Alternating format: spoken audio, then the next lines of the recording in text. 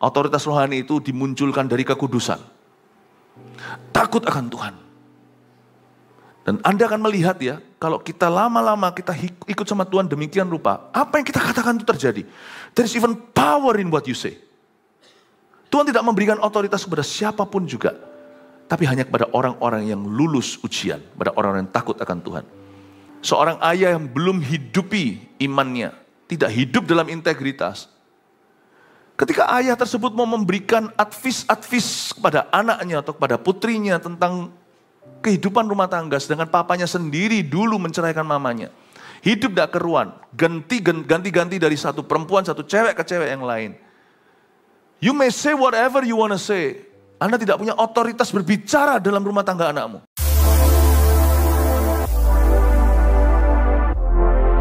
Integritas, otoritas, dan kedewasaan iman. Mari kita sama-sama buka ayat-ayatnya di Keluaran pasal yang kedua, ayat 11 sampai 14. Sebuah cerita tentang bagaimana cikal bakal seorang pembebas umat, waktu itu belum dewasa iman, dan dia melakukan kesalahan, tapi justru Tuhan memakai itu untuk mendatangkan kebaikan. Kita baca dulu ya, ayat 11 sampai 14 begini. Musa membela bangsanya, ia lari ke tanah Midian. Pada waktu itu, ketika Musa telah dewasa, ia keluar mendapatkan saudara-saudaranya untuk melihat kerja paksa mereka. Lalu dilihatnya seorang Mesir memukul seorang Ibrani, seorang dari saudara-saudaranya itu. Ia menoleh ke sana sini, dan ketika dilihatnya tidak ada orang, dibunuhnya orang Mesir itu, dan disembunyikannya mayatnya dalam pasir. Ketika keesokan harinya ia keluar lagi, didapatinya dua orang Ibrani tengah berkelahi. Ia bertanya kepada yang bersalah itu, "Mengapa engkau pukul temanmu?" Tetapi jawabnya, "Siapakah yang mengangkat engkau menjadi pemimpin dan hakim atas kami? Apakah engkau bermaksud membunuh aku, sama seperti engkau telah membunuh orang Mesir itu?" Musa menjadi takut sebab pikirnya, tentunya perkara itu telah ketahuan. Kita kan belajar ada tiga benda di sini, tiga barang yang sangat penting dalam kehidupan kita, yaitu integritas, otoritas, dan kedewasaan iman. Kita pelajari dari cerita Musa ini bahwa yang Tuhan kehendaki adalah agar kita mengalami yang namanya kedewasaan iman. Kita nggak menjadi orang Kristen biasa forever sama. Kita mesti dewasa. Dan kedewasaan iman itu ada jalannya. Dan kalau kita dewasa iman itu yang untung siapa? Tuhan kah? Oh iya, jelas Tuhan akan dimuliakan. Tuhan tidak akan dipermalukan oleh orang-orang yang dewasa iman. Tapi Tuhan tidak mencari keuntungan dari umat manusia. Yang untung kita sendiri. Karena hidup kita akan stabil, damai sejahtera, akan mengalir yang namanya peace like a river, seperti sungai yang mengalir tiada hentinya. Dan selain itu orang lain akan sangat diberkati dengan kita. Celakalah seorang wanita yang menikahi seorang pria yang kurang dewasa. Namanya dewasa itu kedewasaan rohani itu berjalan terus. Nggak ada di antara kita yang sudah wisuda, saya pun terus diproses oleh Roh Kudus. Dan kalau kita mempekerjakan seorang karyawan yang tidak dewasa iman, kalau dia anak Tuhan, waduh masalahnya banyak. Berbahagialah orang yang bekerja sama atau bekerja untuk seorang bos misalnya, atau seorang pemimpin yang takut akan Tuhan. Beda. Dan anak-anak yang dibesarkan di bawah tangan yang dewasa iman itu beda dengan anak-anak yang dibesarkan oleh papa yang berdosa. Atau papa mama yang hidupnya jauh dari Tuhan Yesus. Beda banget. Makanya kedewasaan iman itu harus menjadi target kita semuanya. Jangan hanya setiap tahun kita mau lebih kaya, followers lebih banyak, teman lebih banyak. Kedewasaan iman itu adalah berkat yang tiada tara. Dan di dalam kedewasaan iman itu ada berkat-berkat Tuhan juga. Orang yang dewasa iman tidak akan takut menghadapi badai taufan. Karena dia tahu ada pemeliharaan, ada perlindungan Allah. Orang yang dewasa rohani itu tenang hidupnya, bukan berarti tanpa masalah. Tapi dia tahu Tuhannya. Dewasa iman itu penting, Yakobus ada membahas, setiap kitab ada contoh-contohnya. Tapi saya mau bahas dari Musa dulu, mari kita lihat ayat 11. Pada waktu itu ketika Musa telah dewasa, berhenti di situ. Ini dewasa di sini bukan dewasa imannya, dewasa jasmani. Dewasa tubuh badannya alias dia bukan kanak-kanak lagi. Umur berapa? Oh, umur 17, perempuan di Indonesia.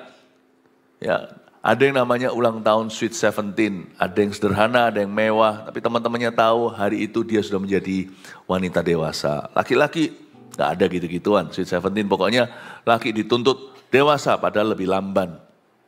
Perempuan itu lebih cepat untuk dewasa dulu secara jiwa. Ya. Nah, ini dewasa secara jiwa dan dewasa secara fisik atau secara jasmani. Nggak tentu orang itu sudah umur 40, dia sudah dewasa. Apalagi dewasa secara rohani. Coba lihat sekarang banyak orang yang sudah bekerja, berkeluarga, tapi nggak kunjung dewasa. Masih ada orang yang mengira bahwa harta itu miliknya, yang flexing nggak karuan. Pertanyaannya untuk apa sih? Buat apa? Kalau kita masih caper atau cari perhatian, dan kita masih merasa pengakuan itu perlu sekali. Penting sekali dalam hidup ini, pengakuan, aku merasa better, aku lebih hebat, superior. Ya, orang lain lalu bisa menghina orang lain. Peduli amat kalau orang itu umur 50, dia belum dewasa di mata Tuhan.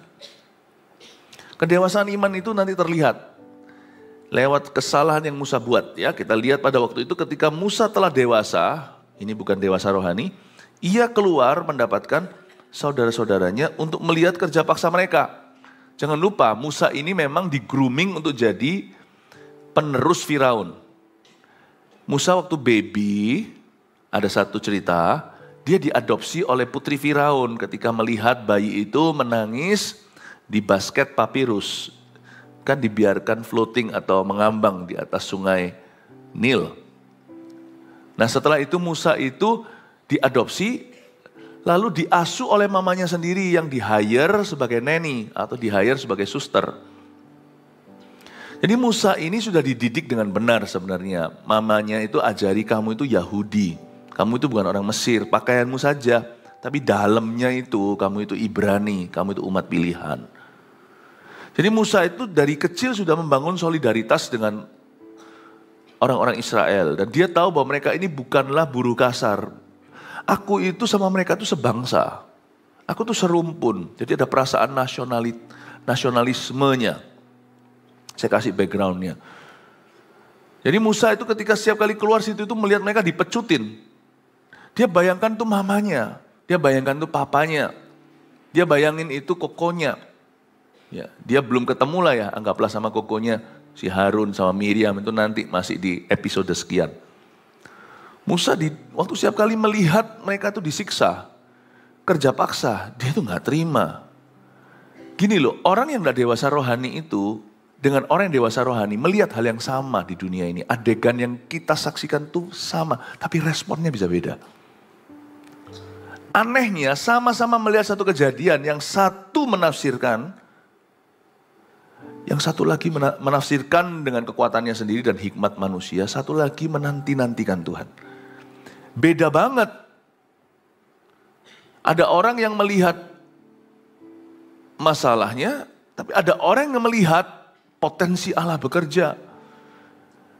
Melihat problema, yang satu putus asa, yang satu memilih untuk naik banding ke Tuhan dan percaya mujizatnya. Beda sekali. Sama-sama lihat Yesus berjalan di atas air, tapi hanya satu yang nyeletuk, kalau itu engkau suruh aku berjalan. Dia mengalami mujizat jalan di atas air, yaitu Petrus. Meskipun Petrus belum dewasa iman, gimana? Dia mulai beriman. Gimana kita bisa dewasa iman kalau kita nggak mulai beriman sama Tuhan? Apanya yang didewasakan? Materinya iman. Petrus belum dewasa banget, tapi dia beriman, yang lainnya hanya bengong dan berkata hantu padahal itu Tuhan. Sama-sama melihat Goliat, yang lainnya ketakutan, hanya satu berkata, aku beriman pada Tuhan, Tuhan, hari ini aku akan serahkan tubuh orang itu kepada binatang-binatang buas. Karena dia menghina tentara kerajaan sorga. Wow, itu Daud. Sama-sama istri anaknya semua diculik, disiklak, yang lainnya mau rajam atau mau lempari batu. Daud terjepit, tapi Daud ambil baju efod, baju imam, dan dia tanya pendetanya, imam saat itu, dan dia sendiri masuk hadirat Allah. Lalu terjadi kemenangan yang luar biasa, tak satu pun anak istri mereka mati di tangan musuh. Yang lainnya hanya mengeluh. Ada orang itu kalau kena problem, waduh udah panik sendiri, dan dia sendiri jadi gak berguna. Tapi ada orang ketika lihat problem, dia bilang, tunggu, masih ada jalan. Jalan apa? Kau buta. Bukan, jalan ke depan, jalan ke atas masih terbuka. Kita masih punya Tuhan, Yesus adalah jalan. Lain, ada orang melihat lubangnya, ada orang lihat donatnya. Sebenarnya banyak orang Kristen anak-anak Tuhan itu tidak kurang-kurang mujizat. Tapi mereka alami mujizat seperti bangsa Israel 40 tahun di padang gurun. Tapi mereka terus-menerus menggerutu dan tidak pernah lulus ujian. Ada masalah, mereka jatuh lagi, ada jatuh lagi. Tetapi ada orang seperti Yosua dan Kaleb yang berkata, aku mau bertumbuh. Aku tidak puas hanya sebagai penerima. Aku ingin menjadi pelaku firman juga.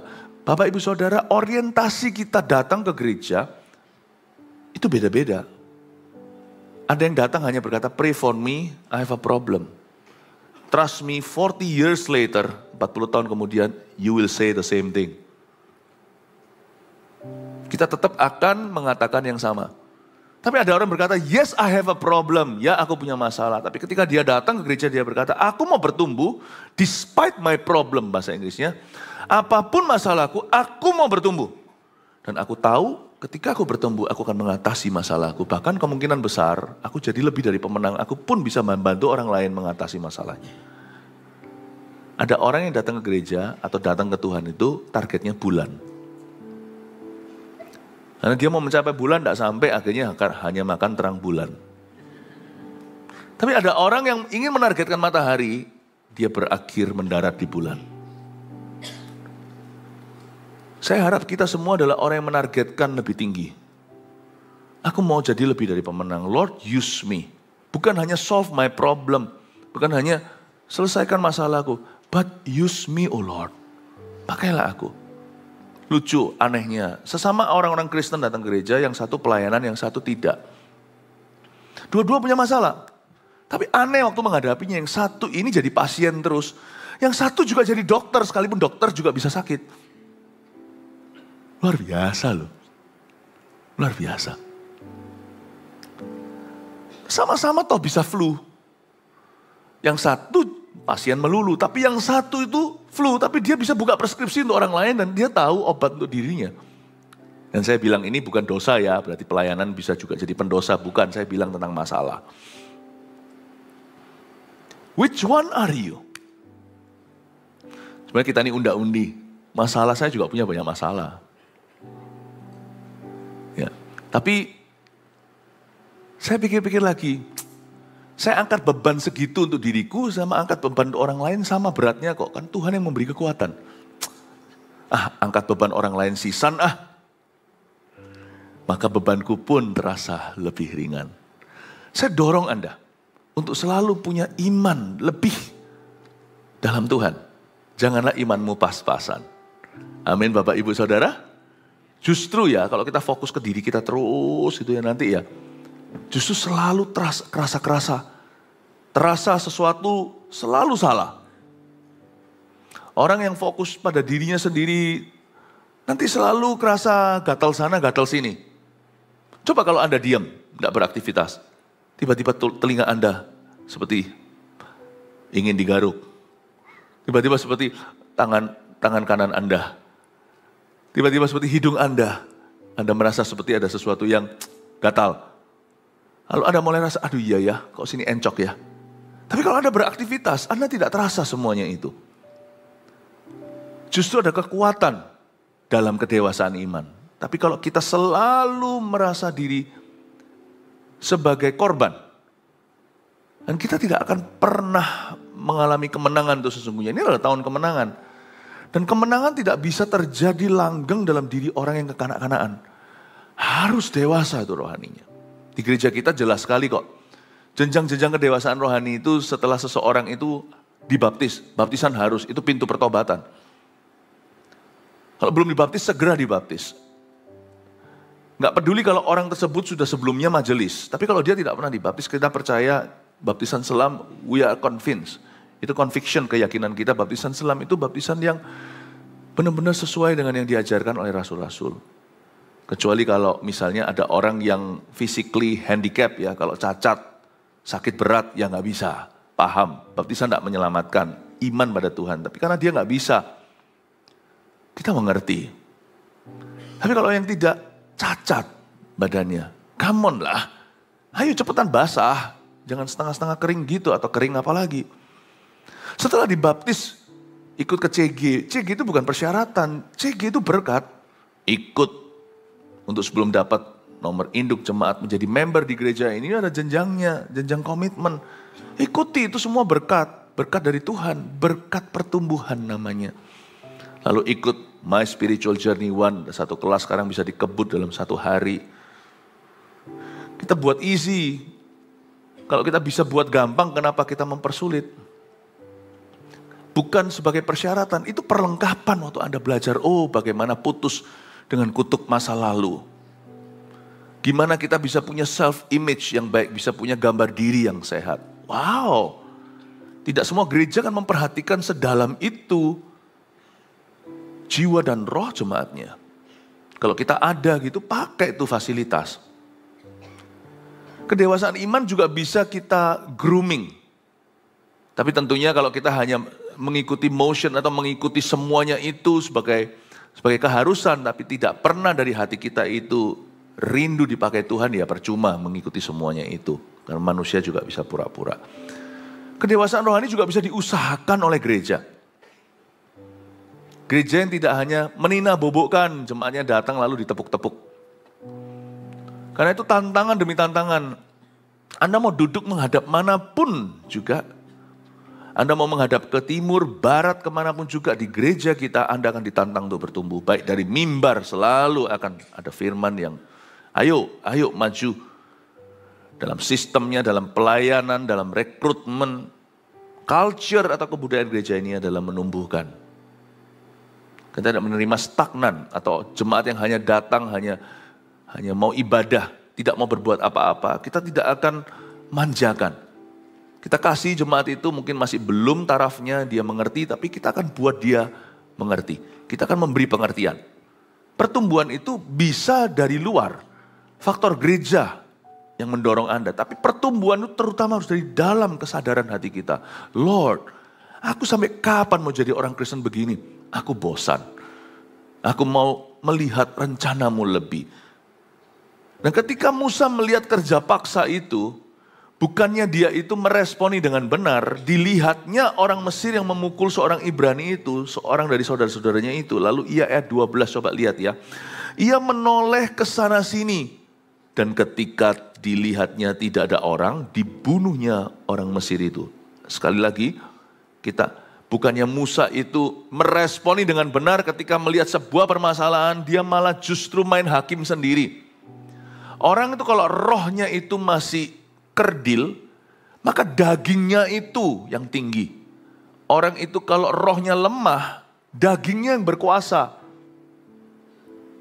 Makanya di Roma 8 dikatakan hiduplah oleh roh. Supaya kamu jangan memuaskan hawa nafsu daging. Maksud hati sih mulia, tapi kalau bukan Roh Kudus yang bekerja, nanti semua yang kita lakukan itu serba salah. Sebenarnya maksud orang itu baik. Aku tuh maunya begini, aku tuh mau supaya keluargaku itu happy, bahagia, pernikahan saya bahagia, anak-anak saya itu saya ingin memberi mereka itu a happy home atau rumah yang berbahagia, tapi nggak bisa. Aku tuh terus melakukan apa yang tidak kusuka, yang ku benci justru kulakukan. Padahal aku tahu loh, itu jangan, tapi justru kulakukan. Celaka aku ini. Persis seperti surat Paulus. Aku ini manusia celaka, siapa yang bisa membebaskan aku? Selain Kristus. Maksud hati sih tidak kepingin berbuat begini. Tetapi di rumah geger terus. Kok bisa ya aku dilepas kendali? I have no self control. Ya kalau Anda tidak punya materinya, misalnya kalau mau buat rujak, nggak ada petisnya, nggak ada buahnya. Mau buat salad, tidak ada sayurnya. materimu salah. Kalau kita mau melihat berkat rohani terjadi di dalam keluarga kita, maka materinya kerohanian. Tidak bisa kita itu memasak sesuatu tanpa bahan. Kalau kita mau melihat perkara-perkara Kristus yang diajarkan dan dijanjikan dalam firman itu terjadi, bacalah firman. Itu bahannya.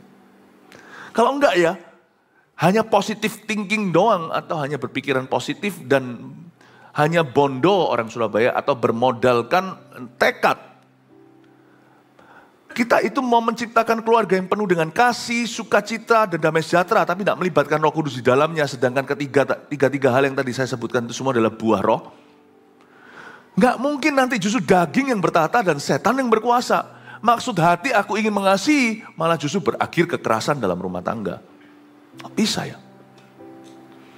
Aku mau anak-anak saya happy, tapi ternyata anakku satu sekarang pergaulannya nggak keruan. So dari kecil kita hanya tanamkan pikiran positif. Jangan lupa pikiran dunia ini berkembang dan mereka anggap itu positif, LGBTQ segala. Anak-anak mulai shifting karena dia tidak tahu firman dan keluarga tidak serius membawa anak-anak itu ke gereja untuk menerima firman. Dari kecil tidak ada kebudayaan bawa mereka ke Eagle Kids. Gak ada bawa mereka ke Army of God, gak didorong gitu sama papa mama, lu bergereja itu tertanam, jangan cuma asal-asalan. Anak gak melihat papanya tertanam, tapi papanya gak apa-apa, papanya kolot, papa mamanya itu masih orang-orang yang konvensional, orang-orang dari zaman dulu, yang tahu namanya seks di luar nikah itu tabu. Papa mama itu hidup dari zaman itu. Papa mama memang gak terbawa arus, tapi papa mama tanggung, Tuhan juga kagak, Tuhan juga tidak, dunia juga gak mau. Anak-anak beda, guru bisa kencing berdiri, murid nanti akan berlari. Anak-anak itu sudah hidup lahir di dalam arusnya Sungai Nil. Papa tidak punya firman, papa hanya ajarkan tradisi. Tradisi keluarga ini baik, tradisi itu kalah Pak. Kalau sudah masuk ke dunia, kalah. Dan itu rumah, yaitu hidup anakmu dan masa depan mereka tidak dibangun di atas dasar yang teguh. Batu karang, tapi di atas dasar pasir. Datanglah badai. Badai itu bukan malapetaka. Badai itu juga bisa jadi hawa dunia. Badai taufan yang dimaksudkan sana, banjir bandang itu tidak tentu bicara tentang musibah secara fisik, tetapi bisa yang namanya musibah secara moral. Masuklah semua pikiran ini, rubuhlah rumah itu. Lalu datang anak ceweknya, bawa teman ceweknya, this is my boyfriend. Anda terkejut. Ini di zaman papa enggak ada. Oh it's okay, zaman ini beda Pak. Enggak punya firman.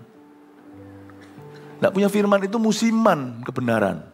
Tapi kalau firman itu kebenaran itu kekal selama-lamanya. Akhirnya kita berkata, aduh. You see, enggak mempan. Apa yang dulu mempan di zaman kita, nggak mempan di anak kita. Yang mempan hanya satu, batu karang yang teguh, itu hanya firman. Firman itu bermata dua. Dia bisa memisahkan antara sumsum dan sendi, dia bisa membagi-bagi pikiran, dan dia bisa menuntun kita pada kebenaran. Nah itu yang mempan. Nah hal-hal ini tidak diseriusi biasanya oleh keluarga-keluarga. Memang mungkin nggak se-ekstrim itu. Kumis bawa kumis berkata, ini adalah pasanganku, nggak tentu begitu juga. Tapi hal-hal lain juga akan, saya tidak bisa percayakan anak-anak saya kepada pergerakan zaman. Saya serahkan anak-anak saya kepada Tuhan dari sejak kecil. Firman yang menjadi batu fondasi mereka. Dan saya rindukan anak-anak saya penuh Roh Kudus sedini-dininya. Supaya mereka pun nanti tidak terpancing mengartikan firman secara kedagingan. Tetapi biarkan hati mereka sudah dipenuhi Roh Kudus dulu. Bapak Ibu yang belum sungguh-sungguh serius menanamkan keluarganya dalam gereja. Ayo targetkan kedewasaan rohani, kedewasaan iman anak-anak Anda. Jangan sampai dewasa iman. Tertanam di dalam iman ini aja mereka belum sungguhan. Kejar ketinggalan Anda. Jangan hanya kejar target-target keuangan. Oh aku mau punya ini, punya itu. Kerohanian itu tidak kelihatan, tapi justru itu nyata.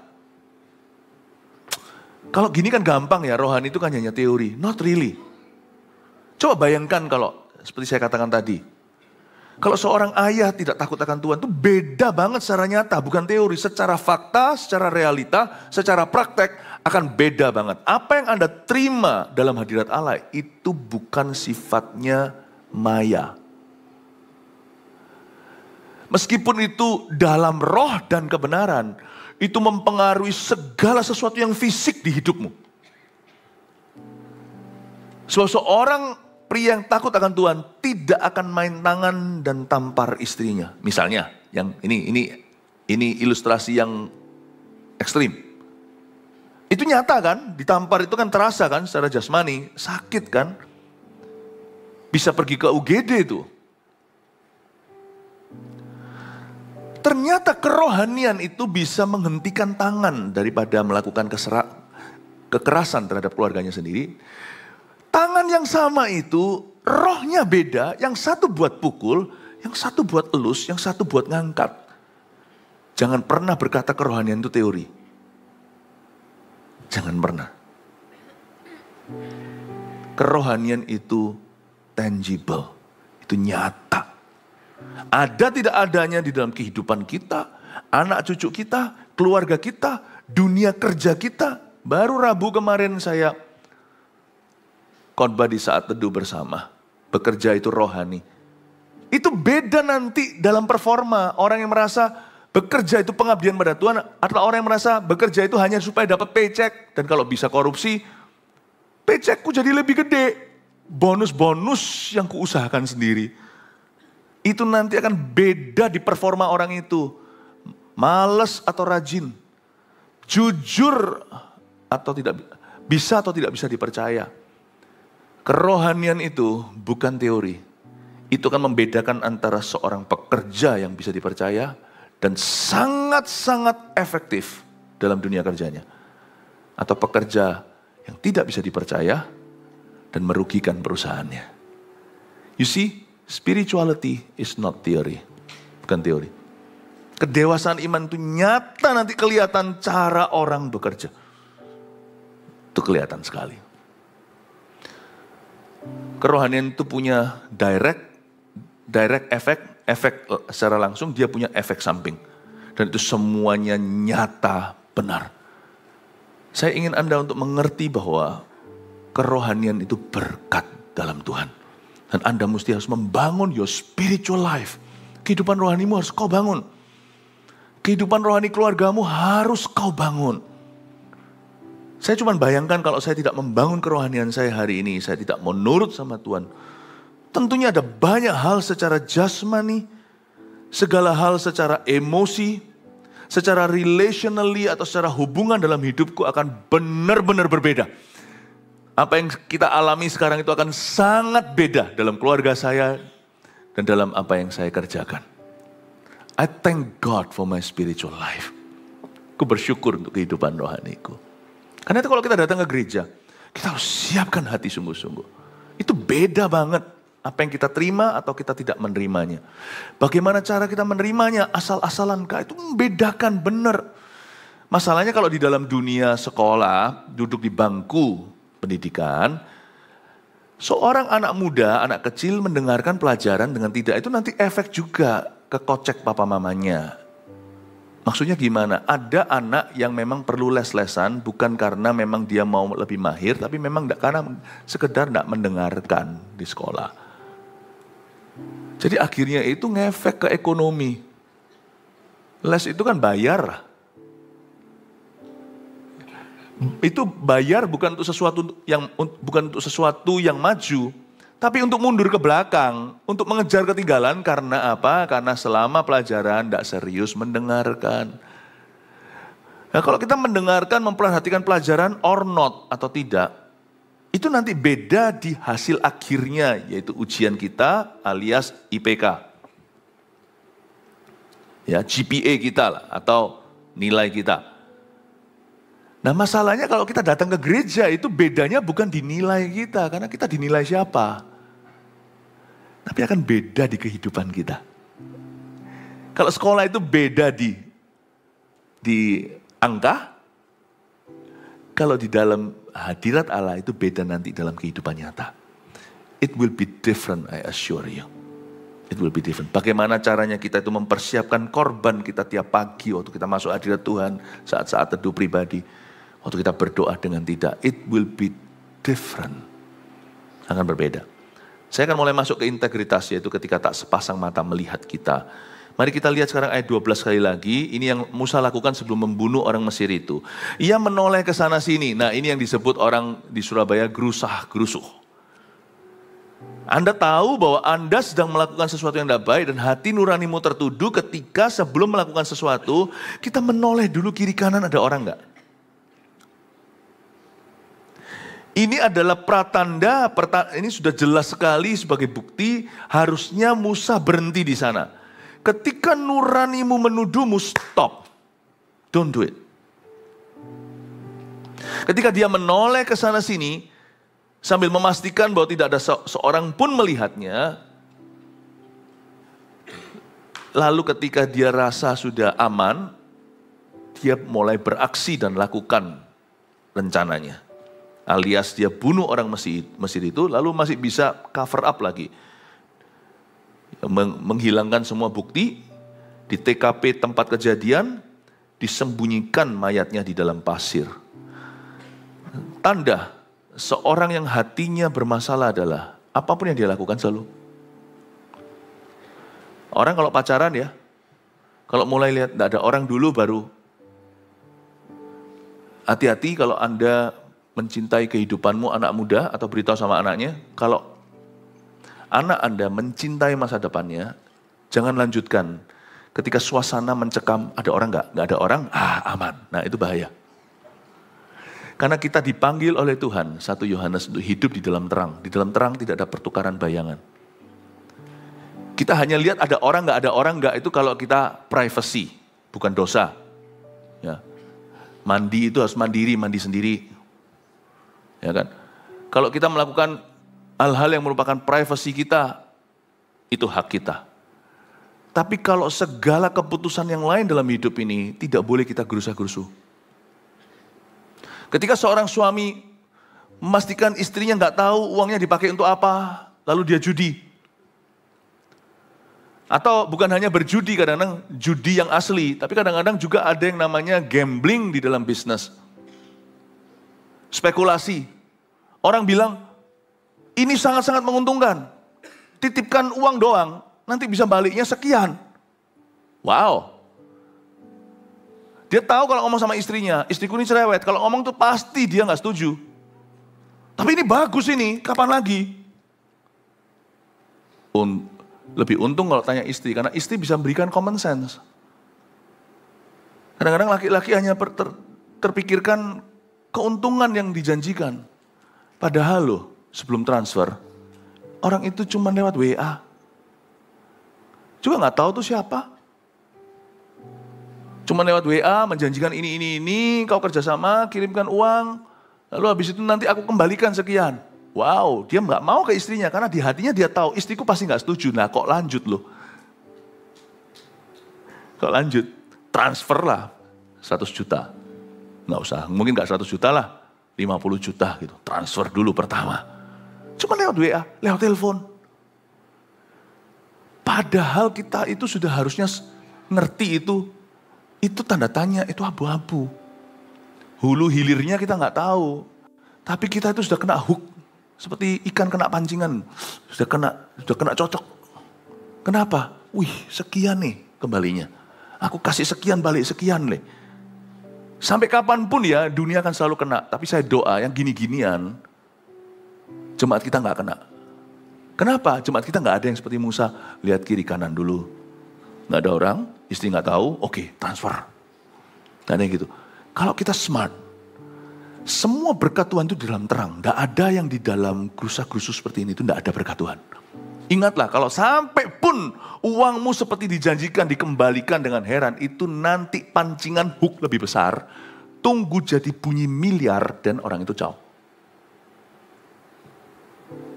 Percayalah, there is no lasting blessing, tidak ada berkat yang kekal di dalam tindakan gerusa-gerusu gerilya hati-hati yang bukan hati-hati firman, tapi hati-hati jangan sampai ketahuan. Dalam pacaran, dalam investasi, dalam kerjaan, everything yang gerak-geriknya begini, tidak ada blessing. Sungguhan. Tiba-tiba aja nanti ketahuan orang tuanya sudah ditagih sama penagih-penagih hutang, algojo-algojo datang, ternyata putrinya pinjol, pinjaman online.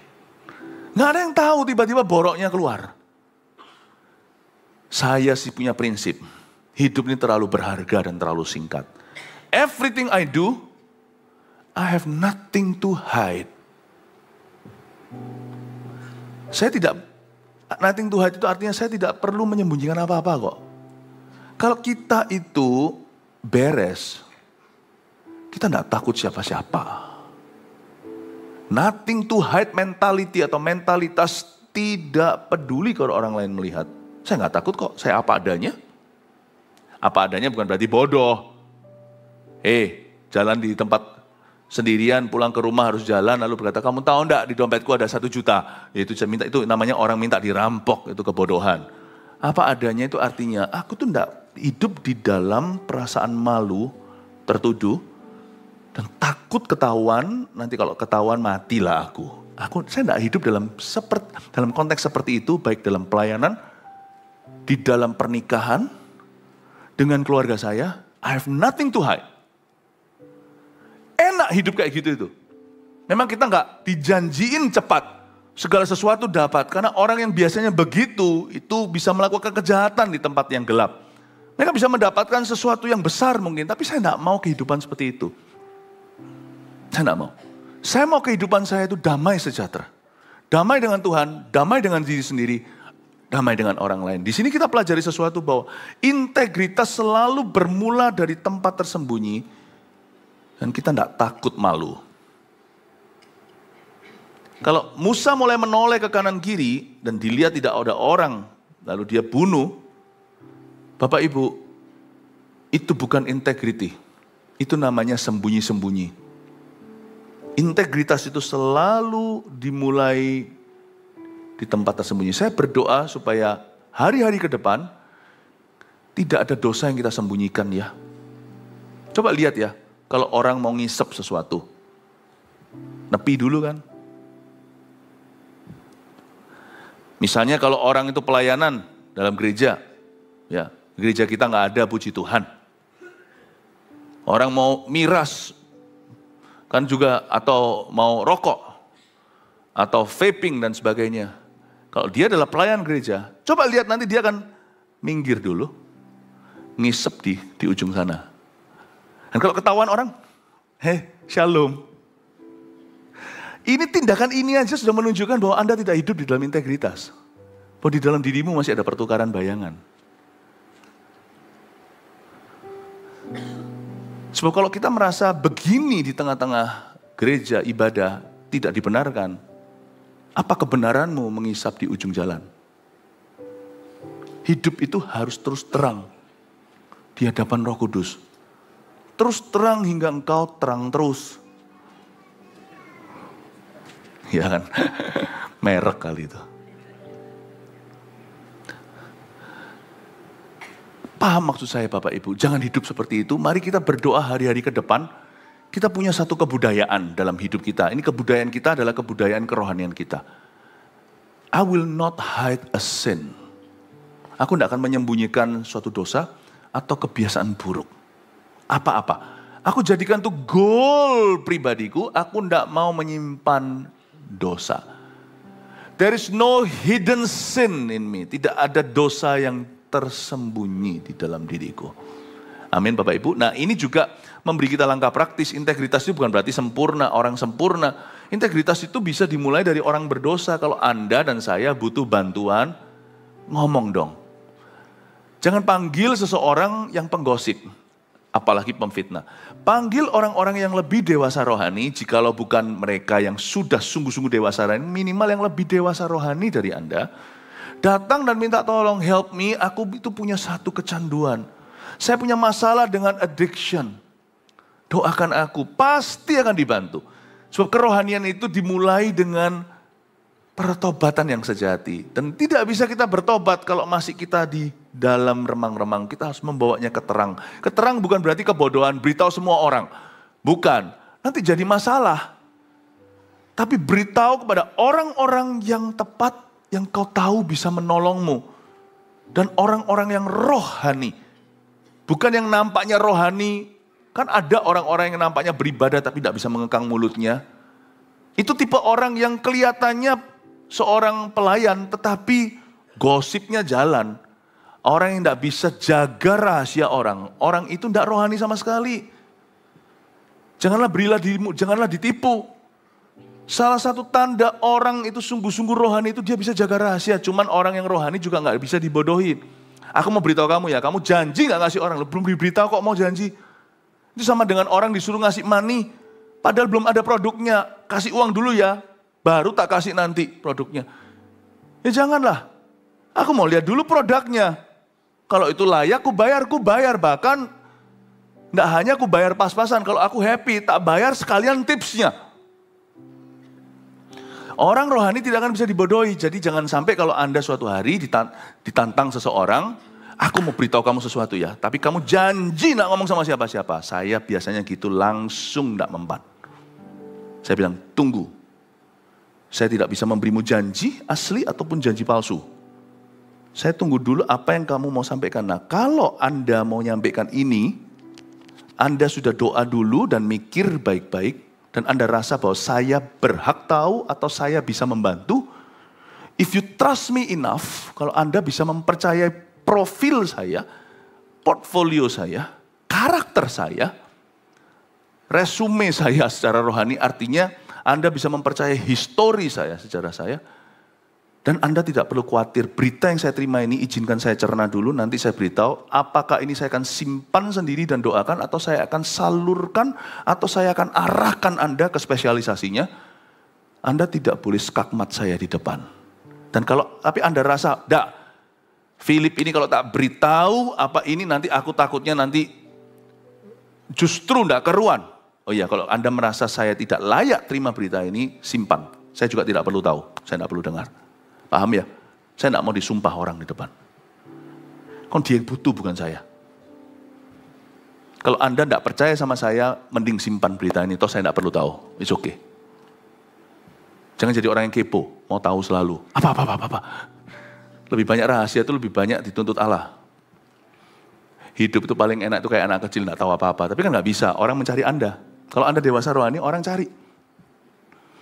Dan kalau saya diskakmat gitu, saya tidak mau. Saya biasa kan bilang, tunggu dulu. Kalau Anda memang rasa saya bisa dipercaya, Anda jangan suruh saya janji. Supaya saya punya ruang untuk mikirkan what to do. Apa yang terbaik yang bisa kita lakukan dengan berita atau info yang saya dapat sebentar lagi. Baik itu tentang Anda atau orang lain. Kalau Anda tidak bisa percaya saya, jangan disampaikan sekalian. Karena saya rasa saya orang yang tidak tepat. Saya orang yang salah untuk menerima berita ini. Oh ya sudah Pastor Philip. Oke. Saya beritahu ya. Tapi ya hati-hati ya. Ya sudah saya diam aja. Ya tidak apa-apa, jangan berdebat. Pokoknya prinsip pertama sudah, padahal dalam hati lo yang perlu hati-hati kamu bukan aku. Dia cerita, untung kan, aku tuh beritahu. Ada satu orang begini, ternyata dia selingkuh. Oke, saya akan pakai ini untuk konfrontasi orang itu. Saya tanya betul enggak? Nah, saya akan bijaksana dalam melaksanakannya, tidak gegabah. Semua itu ada prosesnya. Kita pikirkan gimana caranya kita sterilkan benar-benar supaya nanti info ini mendatangkan pertobatan. Bukan menjadi fitnahan, gosipan. Yang perlu tahu, baru yang tahu. Yang tidak perlu tahu, ngapain tahu. Kita akan beritahukan pada orang yang tepat. Dan sebagainya. Gitulah. Jangan mau Anda disumpah sama orang. Integritas dimulai dengan ketika tidak ada orang melihatnya. Integritas kita juga harus benar-benar dijaga. Dari integritas itu lama-lama Anda akan punya otoritas. Otoritas itu kita lihat ayat 13. Ketika keesokan harinya ia keluar lagi. Didapatinya 2 orang Ibrani tengah berkelahi. Ia bertanya kepada yang bersalah itu, mengapa engkau pukul temanmu? Lihat ya, besoknya si Musa itu memang dia sudah dalam darah dagingnya, Musa itu suka urusan orang lain, dia itu memang sudah busy body. Jadi potensinya sebenarnya sudah ilahi, tetapi caranya salah. Ketika dua orang Ibrani kali ini berantem, Musa tanya, kamu ngapain sih berkelahi? Musa itu nggak tahu siapa yang ajari, dari kecil itu sudah terpanggil. Dia sudah merasa dia itu harus selesaikan masalah orang. Bisa jadi itu potensi. Tapi potensi kalau tidak dibentuk dulu di tangan yang betul, potensi itu bisa merugikan. Mungkin di sini ada orang yang potensi memimpin, tapi kalau dia tidak kenal Tuhan, dia akan memimpin orang ke jalan yang salah. Ada orang yang punya potensi, dia pandai bergaul, dia bukan pemimpin, tapi dia itu sangat berpengaruh, nanti dia pengaruh buruk atau toksik dalam kehidupan orang. Hanya karena seseorang punya potensi, bukan berarti dia akan jadi bagus. Anda lihat anak Anda, wah pinter, olimpiade matematika, juara perak. Juara 2, good. Matematika bisa dibuat buat sesuatu yang baik. Bahkan matematika pun bisa di tangan seorang insinyur yang takut akan Tuhan bisa membangun gereja seperti ini. Ini sampai sini, sampai sana, itu semua ukurannya tepat, gak ada yang ngeflow. Tapi matematika di tangan yang salah, sains di tangan yang buruk, bisa menjadi alat pembunuh. Bisa menjadi senjata pemusnah. Just because your children are smart. Tapi kalau mereka tidak takut akan Allah dan fondasi mereka tidak kuat, jangan kira pendidikan mereka sampai ke Harvard, sampai ke sekolah-sekolah paling top di dunia akan memastikan mereka pulang ke rumah jadi orang yang berguna di tangan Tuhan. Just because ada seorang anak muda yang pintar berbisnis bukan berarti nanti dia akan menjadi pengusaha yang takut akan Allah. Saya ingin kita melihat bahwa otoritas rohani tidak bisa didapatkan di university. Tapi di dalam keluarga yang takut akan Allah dan di dalam gereja. Otoritas rohani itu bicara tentang otoritas kehidupan. Otoritas itu tidak semuanya hanya rohani. Anda melihat di luar sana ada seorang aparat pakai baju dinasnya. Kalau dia atur lalu lintas misalnya, beda dengan kalau yang ngatur di situ adalah orang-orang atau masyarakat yang suruh ke kiri kanan, tapi kalau polisi yang mengaturnya semua orang mengakui otoritas mereka. Otoritas rohani itu beda, otoritas rohani itu tentang kehidupan, tentang life. Otoritas rohani itu tentang itu akan terasa sekali. Misalnya ketika Anda terasa di dalam hidup doa Anda, when you pray God listens. Waktu Anda berdoa, Tuhan mendengarkan. Anda akan terkejut ternyata hidup ini tidak hanya yang nampak mata. Di dalam otoritas rohani itu kita punya kuasa di dalam alam roh yang tidak kelihatan di sekeliling kita. Dan itu sangat-sangat beda Bapak Ibu Saudara. Seorang ayah yang belum hidupi imannya, tidak hidup dalam integritas. Ketika ayah tersebut mau memberikan advis kepada anaknya atau kepada putrinya tentang kehidupan rumah tangga, sedangkan papanya sendiri dulu menceraikan mamanya. Hidup tidak keruan, ganti-ganti dari satu perempuan, satu cewek ke cewek yang lain. You may say whatever you want to say. Anda tidak punya otoritas berbicara dalam rumah tangga anakmu. Otoritas rohani itu dimunculkan dari kekudusan. Takut akan Tuhan. Dan Anda akan melihat ya, kalau kita lama-lama kita ikut sama Tuhan demikian rupa, apa yang kita katakan itu terjadi. There is even power in what you say. Tuhan tidak memberikan otoritas kepada siapapun juga, tapi hanya kepada orang-orang yang lulus ujian, pada orang-orang yang takut akan Tuhan. Kita sekarang lihat ya, Musa harus dibentuk dulu. Musa sebelum menjadi pembebas Israel, jalannya masih panjang. Ayat 13, waktu dia besoknya keluar, dia dapati 2 orang Ibrani tengah berkelahi. Lalu dia bertanya kepada yang bersalah itu, mungkin yang bully.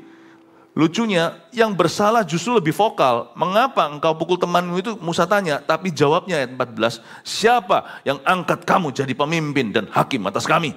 Apakah engkau bermaksud membunuh aku sama seperti engkau telah membunuh orang Mesir itu? Musa menjadi takut sebab pikirnya tentulah perkara itu telah ketahuan. Dari sini kita pelajari suatu kebenaran. Biasanya ya orang itu kalau kedagingan, yang salah malah yang vokal. Di dunia ini lucu. Dunia ini lucu. Biasanya orang yang paling koar-koar adalah orang yang paling kotor hidupnya. Ini yang salah dari dua orang yang berkelahi ya. Memang butuh dua orang untuk tenggo ya, untuk nari. Butuh dua orang untuk tinju. Tetapi ini dua orang salah. Yang lebih salah itu justru lebih keras gonggongannya. The one who's wrong barks the loudest.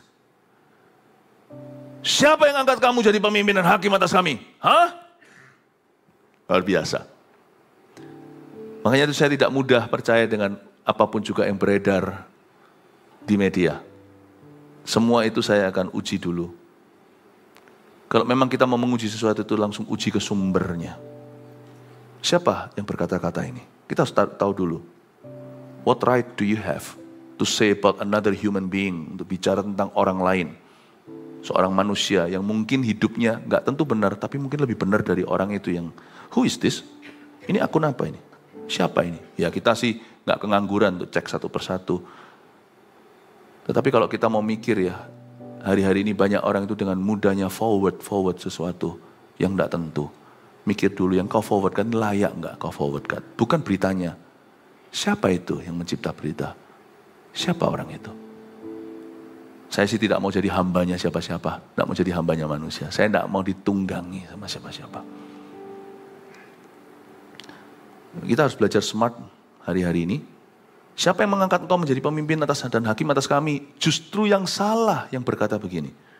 Tapi dari ayat ini ada sesuatu yang bagus yang kita perlu ketahui. Bagaimana Tuhan membentuk seorang Musa dari yang hanya dewasa jasmani, belum dewasa rohani, hingga menjadi seorang pembebas Israel yang mumpuni. Tuhan bentuk dia dari apa? Dari penolakan manusia. Siapa di sini yang pernah dikecewakan sama orang Kristen? Pasti pernah, saya pernah bolak-balik. Welcome to God's University. Kalau Anda belum pernah dikecewakan, saya doa supaya jangan. Apalagi di gereja ini tidak perlu.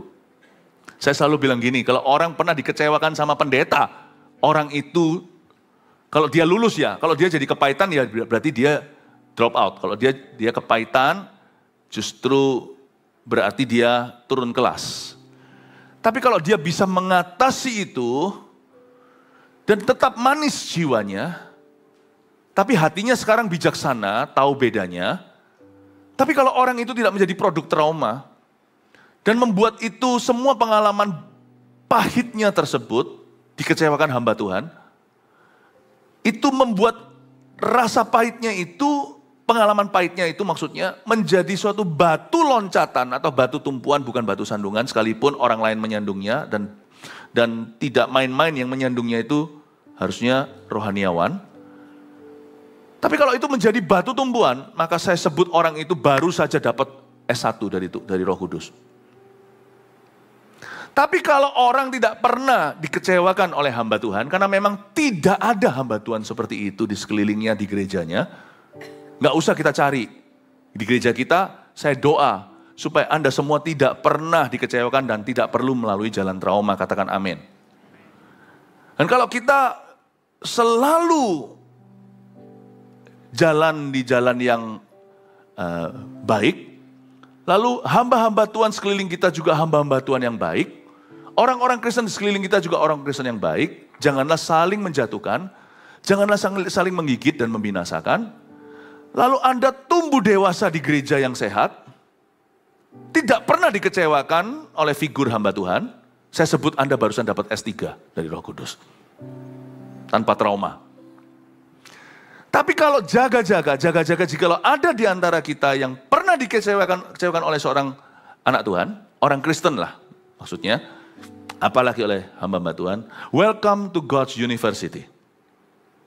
Musa itu mengalami penolakan dulu dari manusia dan dikecewakan manusia agar dia menjadi seorang pembebas yang beda. Saya dikecewakan? Pernah. Kalau Anda pernah membaca biografi saya Before 30, saya juga pernah cerita di sana kenapa saya dulu sangat-sangat anti. Bukan anti Kristus, saya nggak tahu Kristus kok. Saya dulu sebenarnya anti dengan teman-teman saya orang Kristen.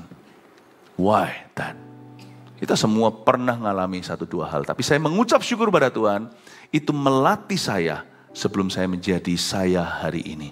Itu melatih Musa sebelum Musa menjadi pembebas. Jangan sampai izinkan pengalaman burukmu di masa lalu oleh karena ulah orang lain menghentikanmu hari ini untuk mengejar Kristus. Katakan amin. Nah, setelah di dalam masa-masa Midian ini, masa-masa penantian itu, Musa mengalami lulus ujian 40 tahun di proses Tuhan dan dia keluar sebagai seorang pemenang dan menjadi seorang pembebas. Nah, satu hal yang menjadi pertanyaan saya sebelum saya kasih poin ini lalu kita selesai. Padahal Musa sudah lihat kiri kanan loh. Pertanyaan saya, Musa kan gak katarakan. Dilihat di sana gak ada orang. Kok bisa tahu? Gak ada orang melihat perbuatannya dia. Sekalipun kalau mayatnya ketemu nanti esok harinya atau minggu depan waktu dikeluarkan dari, besoknya ketemu mungkin di bawah pasir secara nggak sengaja. Tetap orang kan nggak tahu itu Musa. Kenapa orang ini begitu yakin orang yang salah ini? Waktu bertikai dengan saudaranya, kenapa dia berkata, siapa kira kamu? Kamu kan yang bunuh kemarin, kamu mau bunuh aku tak? Kok bisa pasti? Pertanyaan itu nggak pernah terjawab di dalam benak saya. Loh kan Musa sudah pastikan dia menoleh ke sana sini. Musa berkepentingan, dia nggak mungkin main-main dengan perkara seperti ini. Terlalu besar resikonya. Dia lihat kiri kanan, nggak ada orang kok. Jelas-jelas ayat sendiri berkata tidak ada orang, dilihatnya tidak ada orang. Waktu dia bunuh orang Mesir itu. Mau tahu nggak siapa dalang di balik semuanya ini yang mengekspos semuanya keluar? God. Nothing you hide will not be exposed. Nothing we hide will not be exposed. Takutlah akan Tuhan, sebab tidak ada sesuatu yang kita sembunyikan yang tidak akan diekspos sama Tuhan suatu hari. Amin Bapak Ibu Saudara. Integritas selalu dimulai dari tempat yang tidak terlihat. Dan dia nanti akan terus terbukti di tempat yang tidak terlihat. Dan kalau kita bisa lulus dalam dunia integritas, kita akan memiliki otoritas. Dan kedewasaan rohani, hanya orang-orang dewasa rohani yang memiliki otoritas kehidupan dari Roh Kudus. 4 poin ini lalu kita selesai, lalu lanjut nanti ibadah berikutnya saya lanjutkan dengan pengajaran-pengajaran yang berbeda-beda. Yang pertama, orang yang dewasa rohani tidak didorong oleh perasaan tapi iman. Kalau Anda melihat masalah itu Anda lihat apa? Perasaan kita itu secara gegabah seperti Musa, bunuh saja, hajar saja. Viralkan. Lucu zaman sekarang. Orang ada masalah keluarga, masuknya itu di sosial media. Anda jadi mainan. Anda jadi mainan orang yang tidak berkepentingan. Itu tidak menyelesaikan, itu hanya memperbesar boroknya. Lalu belum lagi kita itu kena masalah baru di hadapan Tuhan, yaitu menarik masuk orang dalam permasalahan tidak perlu dalam hidup mereka. Itu Tuhan akan meminta pertanggungjawaban kita.